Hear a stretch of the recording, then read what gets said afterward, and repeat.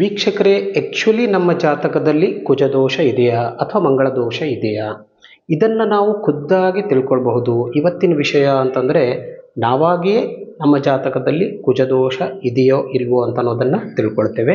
ನೋಡಿ, ನಾನು ಉತ್ತರ ಭಾರತ ಪದ್ಧತಿಯಲ್ಲಿ ಈ ಜಾತಕವನ್ನು ಹಾಕಿದ್ದೇನೆ, ಕುಂಡ್ಲಿಯನ್ನು ಹಾಕಿದ್ದೇನೆ.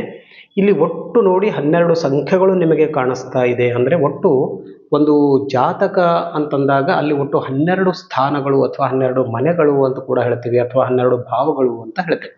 ಇಲ್ಲಿ ವಿಶಿಷ್ಟವಾಗಿ ಒಂದು 5 ಸ್ಥಾನದಲ್ಲಿ ಕುಜ ಅಥವಾ ಮಂಗಳ ಇದ್ದಾಗ ಆ ಜಾತಕವನ್ನು ನಾವು ಕುಜದೋಷಯುಕ್ತವಾದಂತಹ ಜಾತಕ ಅಥವಾ ಮಂಗಳ ಜಾತಕ ಅಂತ ನಾವು ಕರಿತೇವೆ.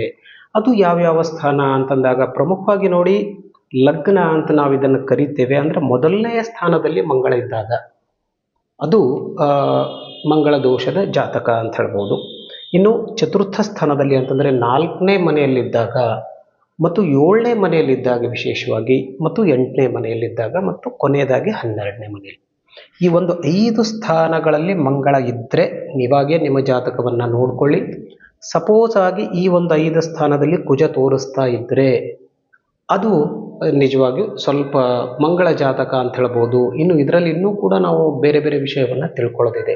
ಇದೇ ಸ್ಥಾನದಲ್ಲೂ ಕುಜ ಇದ್ದಾಗಲೂ ಕೂಡ ಅದು ನಿಜವಾಗಿಯೂ ದೋಷಯುಕ್ತವಾಗಿದೆಯೋ ಇಲ್ವೋ ಅಂತ ಅನ್ನೋದನ್ನು ಕೂಡ ನಾವು ಡಿಟೇಲ್ ಆಗಿ ತಿಳ್ಕೊಳ್ಬೇಕು. ಅದನ್ನು ನಮ್ಮ ಮುಂದಿನ ಸಂಚಿಕೆಯಲ್ಲಿ ತಿಳ್ಕೊಳ್ತೇವೆ.